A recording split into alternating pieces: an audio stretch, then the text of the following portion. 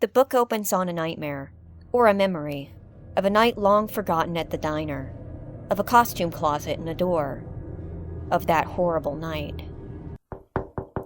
We are reintroduced to Charlie as she is woken by a knocking on her car window. It is Jessica, who is not happy to see that Charlie spent the night in her car. Charlie explains that she had a fight with her aunt the night before, and after driving around for a while, had decided to sleep in her car in the university parking lot, rather than wake Jessica or return back to her aunt's. But it's okay, because she has a bat in reaching distance. Jessica, thoroughly concerned and unamused, invites her in to freshen up in her dorm room, as they don't have classes for a while. It is established that it has been a year since the events of the Silver Eyes, and life has changed quite a bit. But things have been going pretty well for Charlie. She has been all but thriving, if a little swamped by school. But the events of the year before are mostly a faded memory. She has had closure from Freddy's. Until now. The nightmare last night isn't new. She's been having them for a few days now. Charlie freshens up and gets changed, during which Jessica watches the news about a cleanup from a major storm that hit Hurricane a few days previously. She notes that she is relieved that Charlie didn't sleep in her car that night, but asks what she and her aunt fought about. Charlie says that it was about old business. What she doesn't say is that she and her aunt began to fight after she started asking questions about her family and the past, spurned on from these nightmares about Sammy. Charlie is afraid to tell Jessica about this after Jen's reaction, and pretends she's fine as they eventually head in for their separate classes. She attends a class, but finds her mind wandering. The memories of that night when her brother were taken feel remarkably fresh, and she doesn't know why. Later that day, she's called by Clay Burke, who gives her the news that there's been storm damage to her house, thinking that she wanted to know and offering to drive her over to look. She declines, reluctant to return to the house. But after a few minutes of walking, she finds herself at her car, having changed her mind, and drives to the house alone.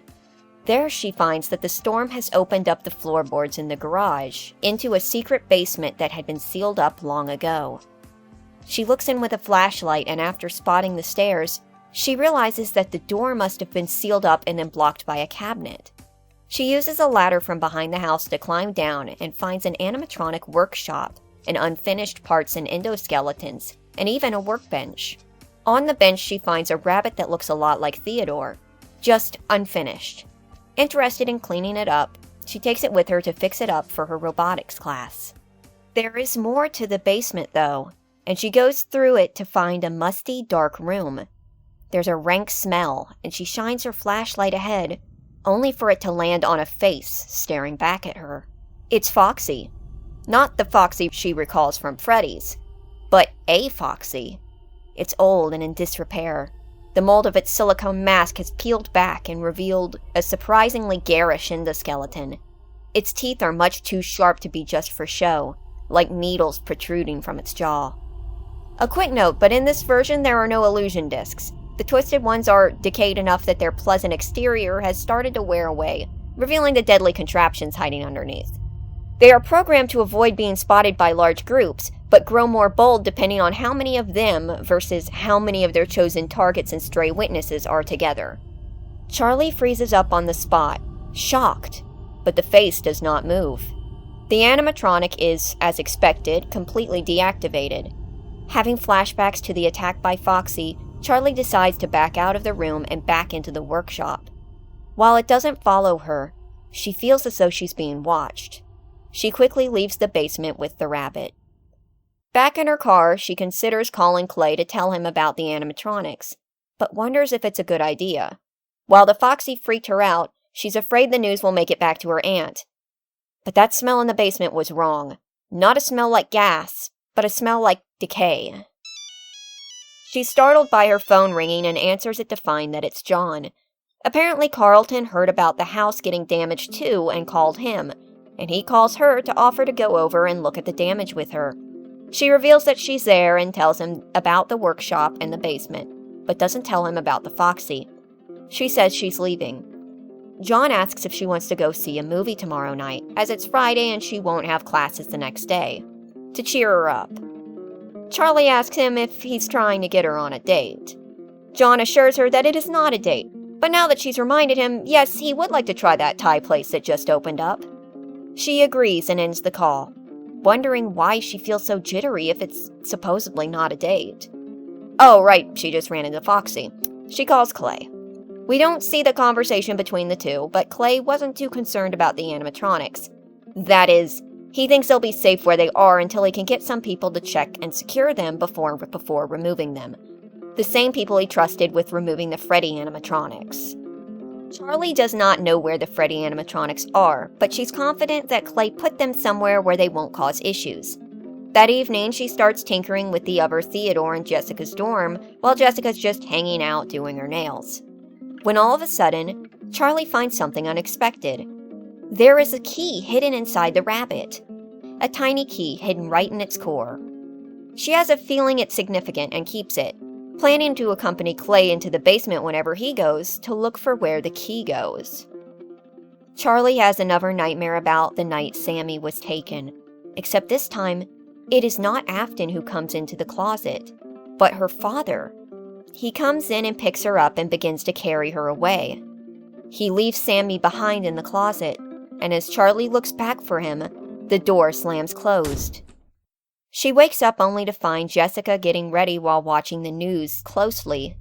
This is because there is a story on the news reporting that a woman was mauled while walking home the night before. It is mentioned on the news that it is an expected animal attack, though she was found mangled, with one of her legs missing, much to both women's horror. As it goes to commercial, Jessica looks to Charlie and sees she is now awake. They stare at each other for a second. Then she's like, okay, let's find out what you're going to wear for your date.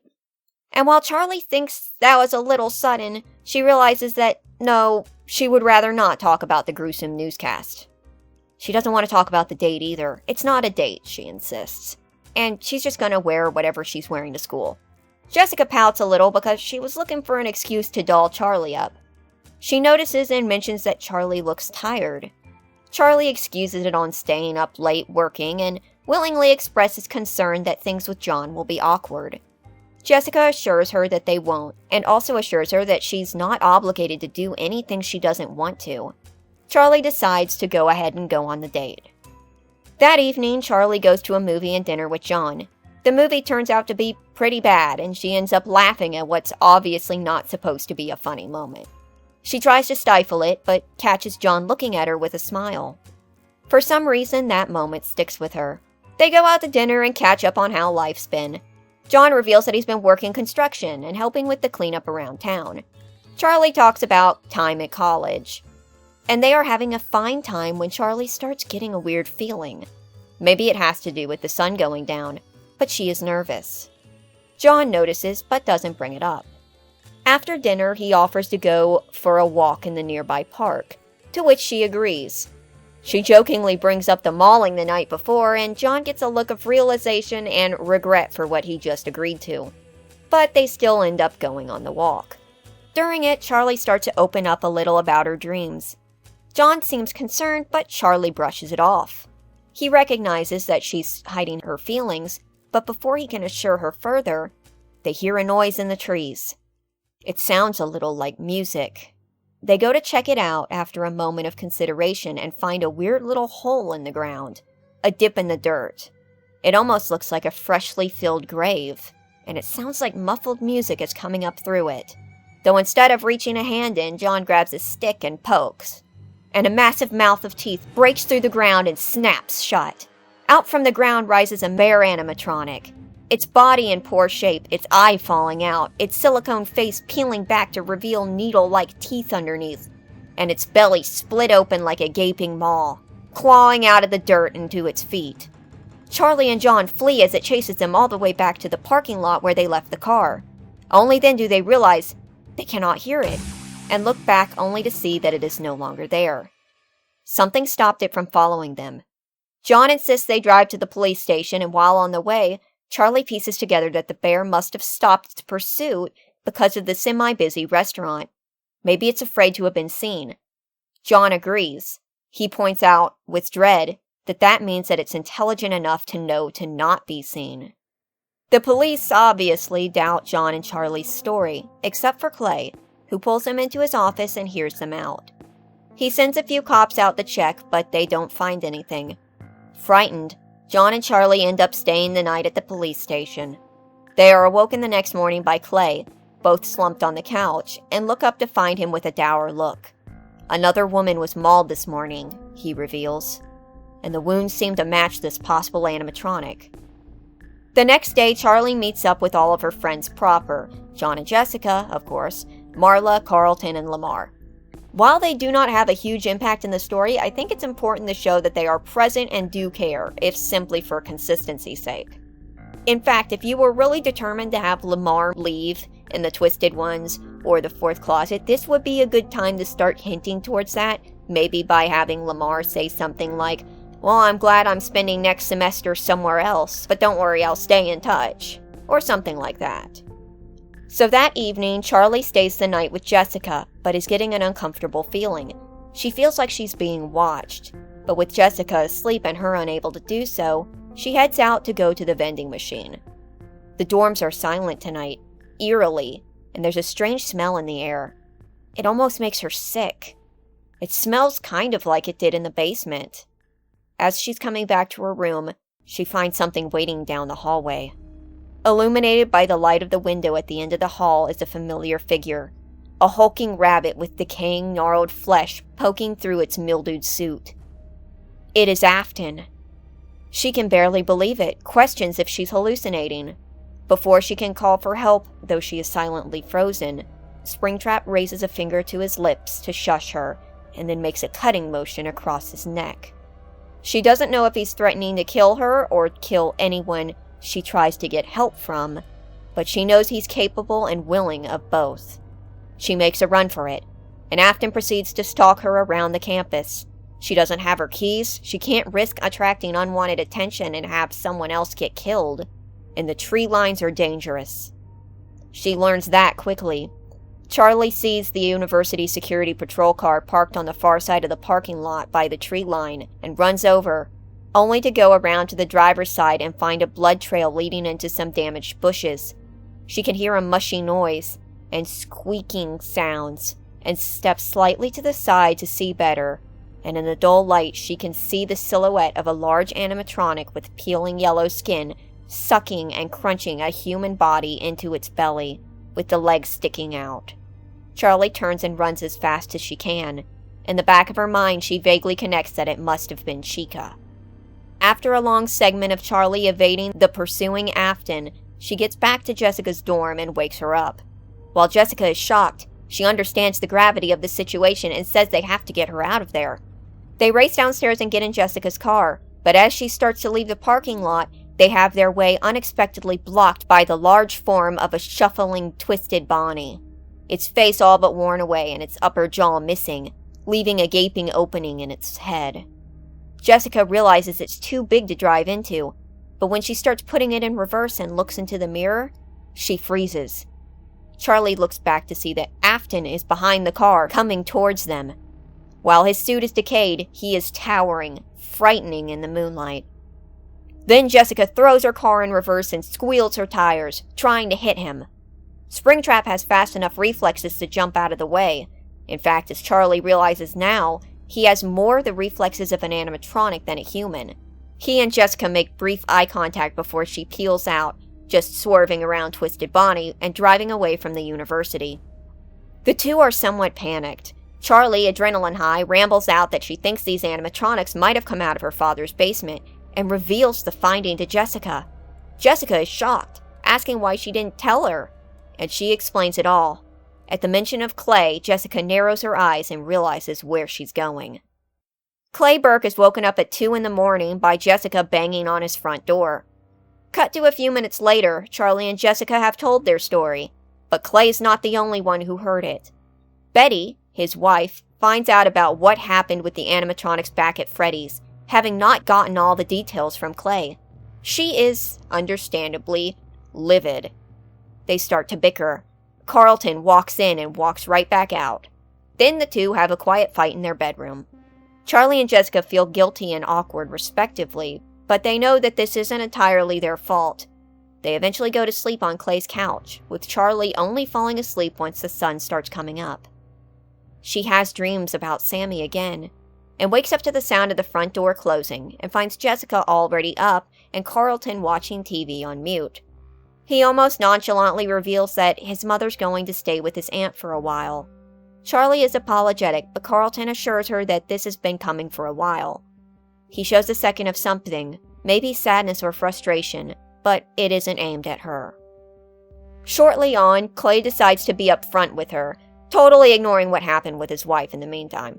He brings her into his office with Jessica and Carlton and shows them pictures of the victims of the recent maulings, of which there have been a few. Living pictures, not pictures of their bodies. They're horrified to see that the women all match Charlie's general description. There are slight differences in them, but they're close enough in age, hair color, skin color to show a resemblance. If that really was William Afton who showed up at the university, Clay deduces, then he is likely in control of the animatronics and they are all searching for Charlie. Carlton points out how stupid it is to just send animatronics hunting anyone with brown hair and eyes, and what's the chances of him getting Charlie? Charlie notes, bitterly, that might be the point. That it gives him an excuse to kill as many people in the process as he wants. Jessica and Carlton's silence suggests that they agree. Charlie confesses her suspicions that the animatronics that were in the basement are the ones now let loose, and Clay believes her, but he is reluctant to scour the basement until these animatronics are contained. Clay insists that Charlie stays the night at his house, promising he'll protect her there, and heads to the police station to figure out a plan on how they can take out these animatronics. Charlie finally shows Jessica and Carlton the key and says that she thinks it's somehow connected to Sammy, mentioning the dreams that began the night of the storm, which must have been when the basement was breached. She needs to go back to the house and see where this key goes. Jessica is against it, but Charlie believes the animatronics must have left the basement. Though after she says this, she flashes on Foxy, noticing that he is the only one that she hasn't seen. She doubts that he is still down there, but she also fears that he is. In the end, she decides to take the chance. She will just have to come prepared, and asks if they can make a stop on the way. They make it to the house and head inside. Jessica scrunches up her nose and says it smells like gas. Charlie's just glad that she can't smell Afton lurking around. Carlton makes exactly 3 guesses to what Afton smells like before Jessica shoots him down. They get to the garage and the ladder is still there, and Charlie and Carlton decide to climb down while Jessica stays up top to keep an eye out and make sure to get them out if anything happens. The ladder has dried mud on the steps, Charlie realizes. Someone else has been down there. She doubts the animatronics used it to get out. She and Carlton start looking around the workshop and the bench where she found the rabbit, but she can't find where the key goes. She suggests they check the other room, to which Carlton gets this look and calls back to Jessica to get ready to call an ambulance. Charlie gives him this look in return. Then she heads through the doorway, and her light again lands on the face of Foxy across from her, and her breath hitches, because while he stands there in the same spot, its face is angled differently. Before it was aimed in her direction, but now it is looking directly at her. And then it moves. Charlie pulls back through the door with a run when Foxy rushes them. Charlie and Carlton evade Foxy around a small room, only able to dodge him because he is fast but clumsy. He throws himself at Charlie and crashes into whatever furniture is in the way. Charlie's pinned between the workbench, Foxy, and the cabinet Foxy just splintered apart, including all the sharp, heavy metal parts that were knocked out of it. That's when she pulls out her secret weapon, a self-defense taser, and tries to shock him. Unfortunately, it is too weak to do anything against its ragged suit. She barely gets back from it swinging at her, its claws slicing through part of her jacket. Carlton distracts it by throwing whatever he can grab at it, mostly pieces of wood and debris from the fallen roof. Charlie realizes that the only way she might be able to shock Foxy is if she hits the metal. It takes dodging and close calls, all of which I can't really describe well unless I was actually writing out the fight scene. She finally gets him into a position where she can get him, but only likely because he's grabbed her, and as his belly splits open into large rows of teeth, as Carlton tries to wrestle her out of Foxy's arms and gets one of her arms free enough for her to strike, she jabs the taser into its exposed eye, past the peeling mask, and shocks him so hard that his servos go reeling. With him staggered, Carlton yanks Charlie free and the two run for the ladder. Carlton pushes Charlie to climb first and he follows. But as she gets up, so does Foxy. It rushes the ladder and crashes into it, now bent hook catching Carlton's shoe and ripping it off. He's dangling off the edge of the loose floorboards, and Charlie and Jessica struggle to pull him up as the edge creaks with strain. But they get him up, and the three watch as Foxy continues to circle the basement. It shirks away from the direct light, just as Freddy shirked away from being spotted by the crowd. They are safe for a moment, but that doesn't bode well for that night. They get back to Clay's to find Marla waiting outside. She fusses on Carlton. Jason's there too because she has to watch him, and there's a brief exchange where he asks questions about the animatronics, obviously concerned about what's going on and afraid this is going to be like what happened last time with Afton. They do not tell him that Afton has returned. Like with Marla and Lamar, I think it's important to at least give Jason a cameo considering how important he was in the first book, acknowledging him even if he isn't involved this time, so that it makes his sudden drop from the plot have a slightly softer landing. They stay the afternoon at Clay's and eventually the rest of their friends come by, including John. Evening comes. It's getting late and Charlie's been outside for a while. John goes out to find her and finds her on the phone with her aunt. He steps back to give her a moment of privacy as she finishes up. Jen has called to make up with Charlie, which they do. However, Charlie doesn't seem happy. Jen is trying her hardest to talk around the subject, refusing to even mention the fight. Charlie's initial problem of them not being able to talk about it still stands. She tells her she's been staying with Jessica and plans to tonight, which Jen is alright with, and they end the call. Charlie steps in to tell John she's off the phone. He reminds her that it's probably not safe for her to be outside, to which she admits that she was trying to see if anything would show up. John asks her politely, yet firmly, to not do that. After an awkward silence, John decides to broach the subject as Charlie seems bothered. She opens up to him about her feelings with her aunt, how she doesn't even know how her aunt feels because she's clammed up about it for so long, how she doesn't know what she wants. Eventually the conversation gets around to John asking Charlie what she wants. She admits she wants to split a dorm with Jessica, but she doesn't want to abandon her aunt. John points out that all Jen ever wanted was for Charlie to be able to take care of herself, right? Charlie agrees. Then she should be happy Charlie's making a decision for herself. John asks if she wants him to stay, but she says she doesn't. Jessica's already stuck here. Clay said that there were going to be police officers parked in the car outside, and she really doesn't want to put another person in the line of fire. It's bad enough that Carlton's not going to his aunt's like his father recommended. John doesn't want to go, she can tell, but he agrees to. But before he can get into his car, Charlie stops him and tells him that she had a nice time hanging out with him. John is glad to hear it and asks, when this is all over, if she will go to another movie with him. She asks if one wasn't enough. He clarifies that he meant a good movie. This actually gets a little laughter out of her, and he confesses that he loves to hear her laugh, which flusters her a little. Equally flustered, he jokingly apologizes for making it creepy and hastily heads to his car. As he leaves, she realizes that, date or not, she did have a good time with him. She considers going out with him again. Charlie and Jessica go to sleep while Clay stays awake to keep an eye out, and it's no more than a little after midnight when he starts hearing something outside. He tries to radio the officers, but they aren't responding. He steps into the living room to look out the window, but is stopped when he sees a large hulking shadow shuffling past the curtain. He takes a partial step back, knowing he needs to wake the kids and get them to safety, but though he doesn't make a sound, the shuffling figure stops. He can almost hear the squelching of rubber and faux fur stuck on squeaking metal. And then he hears the resounding crash as the window is shattered. Charlie and Jessica are woken by the noise, and Charlie getting out there first to see Twisted Bonnie trying to climb through the front window. Clay yells for Charlie to run. Charlie gets back to the guest room, running into Jessica on the way and pushing her back in, and runs for the window to climb out. She's halfway out and about to reach the ground when she stops abruptly.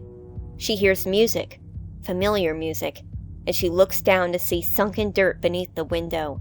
She realizes that Twisted Freddy has buried itself directly under the window. She whispers for Jessica to pull her up.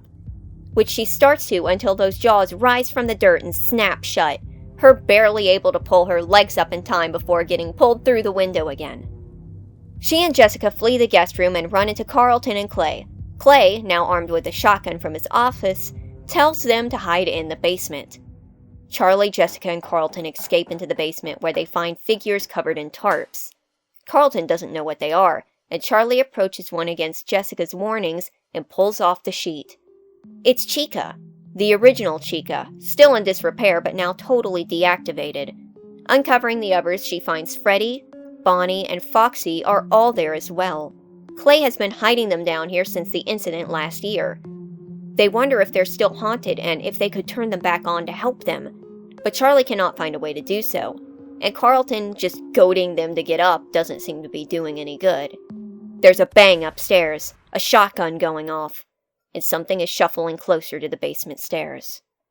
Either the three decide to hide, which is likely the better option, or Charlie's looking for a weapon, but she gets into the little closet under the stairs and the door gets shut.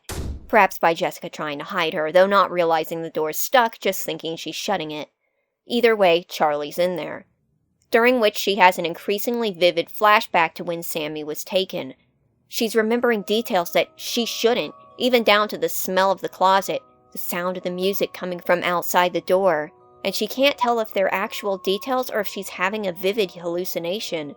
This is the first time she starts to question her sanity, if it's sleep deprivation or something beyond that. There's a crack from the basement door as it's forced open, and she hears slow, methodical footsteps down the stairs above her.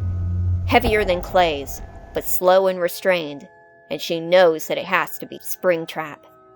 This is confirmed when he begins calling to her, telling her how there's no point in hiding and how he will eventually get what he wants. He stalks through the basement, past both Carlton and Jessica's own hiding spots, and eventually makes his way to the door under the stairs. She can smell the rotten stench leaking through the slated door. Then, he slowly opens the door. There's a gaping wound in his belly where Clay fired off a round on him. There's also plenty of blood that isn't his. "There you are," he says. "How very precious of you." And then something swings out from the side and swipes through the molded fabric on the side of Springtrap's head. It's Foxy, and not just Foxy either. Springtrap looks around to see that the original Freddy band, his original victims, are getting up to come after him.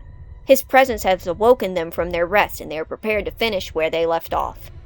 As Springtrap is fighting them off, swarm but now undead and thus more able to hold his own, Charlie gets out from the crawlspace. She can only stare for a second before being grabbed by Jessica and pulled up the stairs. Springtrap yells after her. Carlton makes an appropriate comment back.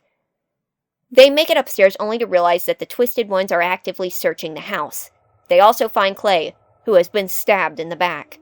Running off adrenaline, he says he's fine and gets them out of the house. Obviously, he's not fine, but Clay seems like the type of person who would walk off a stab wound if there is a giant monster rabbit running around. As they're running for the car, Charlie looks back to see the police car with its doors open and nobody inside. She has a bad feeling that they too may be strewn somewhere in the tree line. They get to Jessica's car, since she still has her car keys and Clay can't drive anyway, and peel out. Just then, Twisted Foxy runs out onto the road, and Jessica has to swerve to avoid him, taking out a mailbox in the process. She floors it, and they get away from Twisted Foxy, frantically wondering where to go next. Both Jessica and Carlton are freaked out about the stab wound and want to take Clay to the hospital. He's trying to call through to the police station for backup, and Charlie is looking out for Twisted Foxy when it suddenly dawns on her. If Twisted Foxy is here, then he's not in the basement. That basement. There's something in that basement. Clay manages to get a hold of the police station, and they send more officers to the house. Jessica puts her foot down and drives to the hospital, and they take him into the emergency room.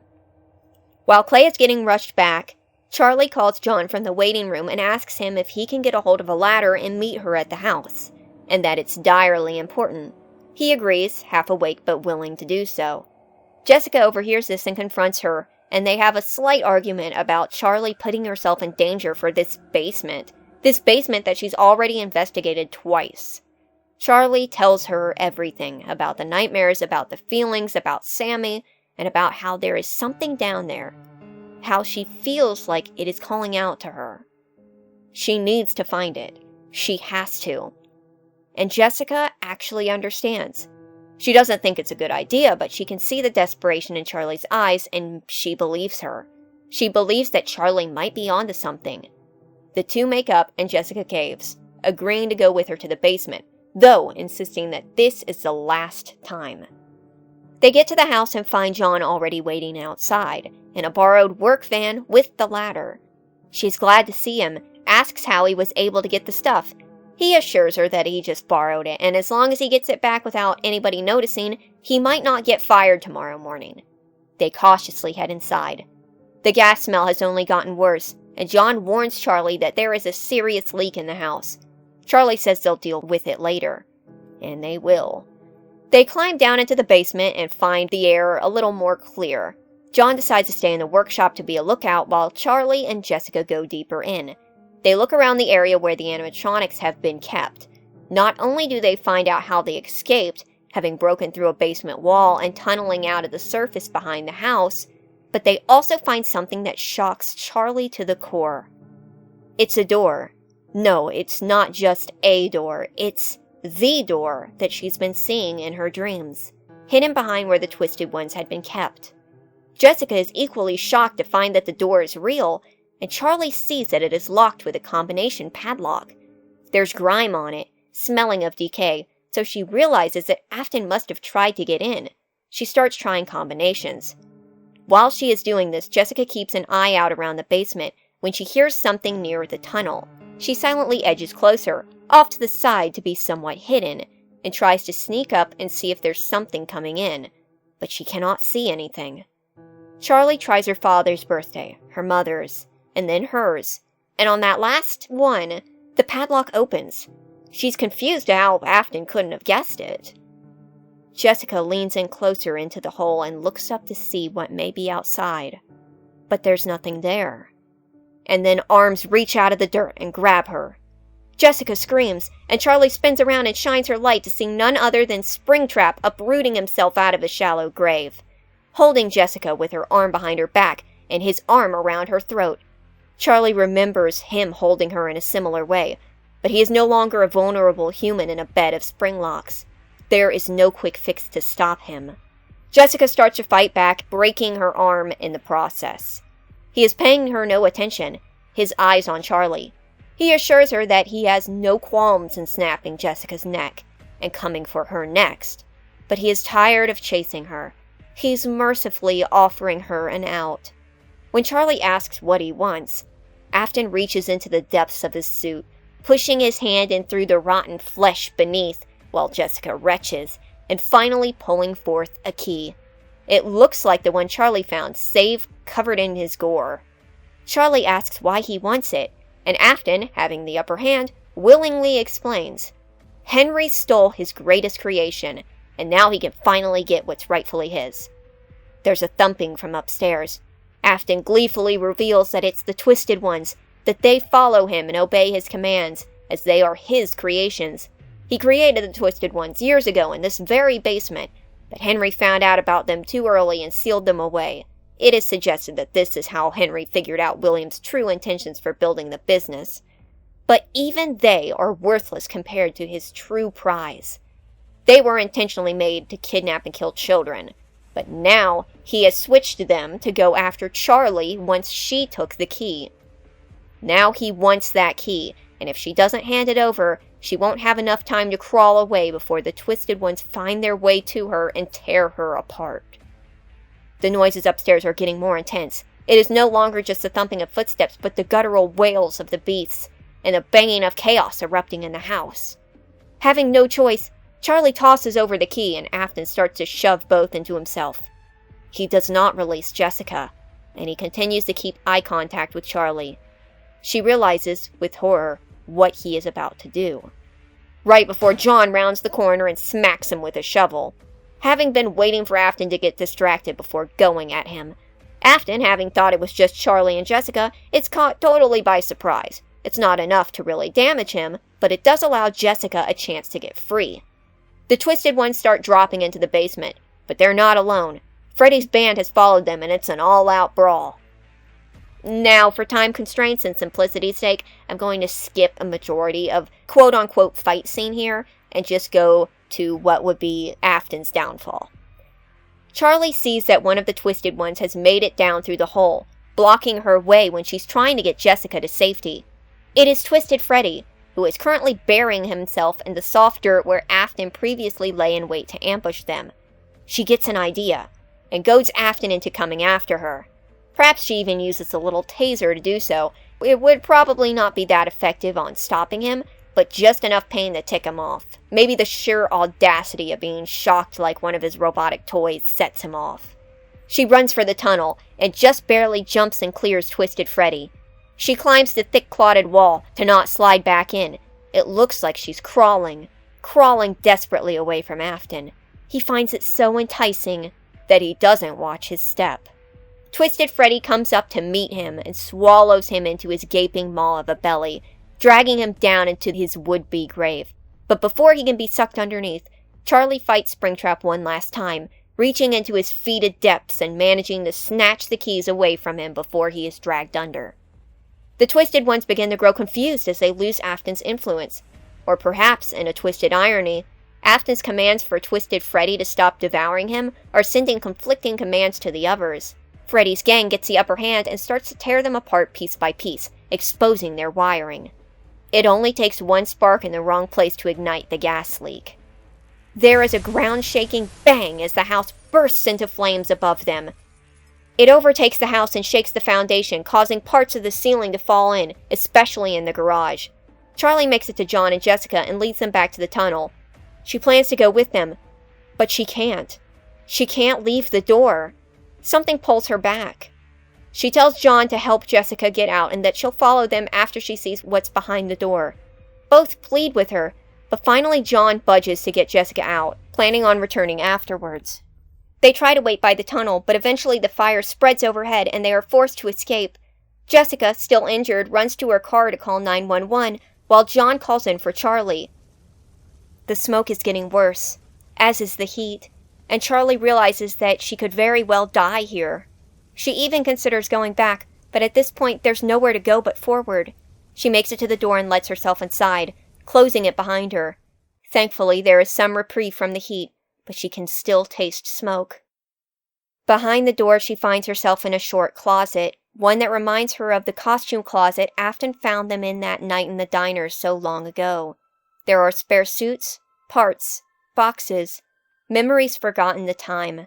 She pushes past it all, choking on the smell of smoke and following dried footprints left behind by Afton. He had been in here, but what was he looking for? She finds her answers at the back of the closet. There she finds a large reinforced lockbox. It is secured to the floor and held closed with two sturdy padlocks. This is what the keys were for. She uses the keys and unlocks the padlocks, and after a moment of hesitation, she opens it up. It's Sammy. She can barely believe it. It's Sammy. He's alive. He's just as she imagined he would be, just as she imagined he would look if he had never been taken, folded up in this box. Head spinning from confusion and heat, she pulls his limp body out and tries to gently shake him awake. Everything is foggy and fuzzy. Her head is heavy, but she forces herself to stay alert, and finally he opens his eyes. He looks up at her and smiles and weakly hugs her. He has been calling for her, she realizes. All this time he's been down here calling for her for so long, and she has finally heard him. She realizes briefly that something is wrong, that he can't be here, but she's having trouble thinking straight and embraces this reality. Charlie assures him that she never forgot about him and that she missed him. The two embrace as Charlie slips in and out of consciousness, seeing the memory and nightmare that's been haunting her for days. But this time there is no rabbit. It is just her and her brother. It's over. It's finally over. Hours later, the fire has finally gotten under control. First responders are still trying to dig into the basement. Clay is there, having checked himself out of the hospital, likely against doctor's orders, as are John, Carlton, and Lamar. Marla is with Jessica, who is still at the hospital. One of the responders pulls something out of the rubble, and John watches with bated breath. only to realize that it's not a person but the remains of Bonnie.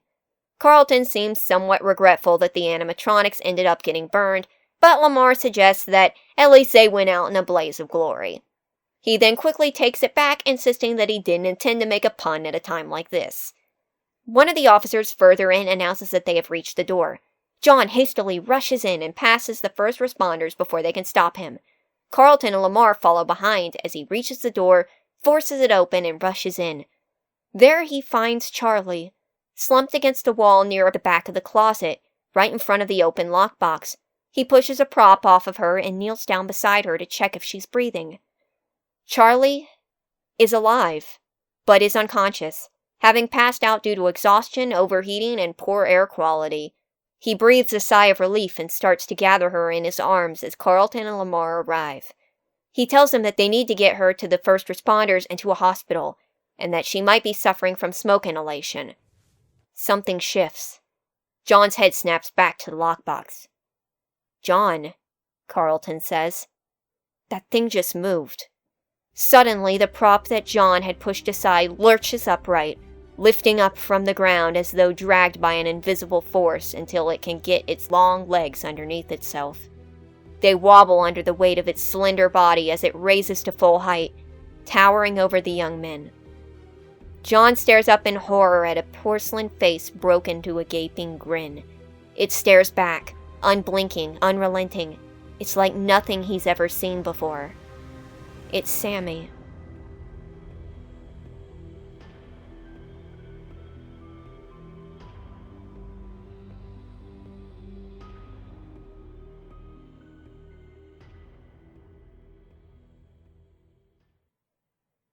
In the last moments of the book, we open on the basement at night. Something is digging in the dirt before eventually grabbing a hand and drawing out none other than William Afton. Now missing everything from the waist down, Afton is revealed to still be alive. He is surprised that they took so long, but does show a serviceable amount of gratitude. The person assures him, "Anything for you, Father." The end. For now. Now, I know you probably have a lot of questions. Because this video is so long, I might do an additional video that explains why I chose some of the decisions I did and go deeper into themes and such. Well, anyway, I hope you enjoyed my rewrite. Thank you for watching.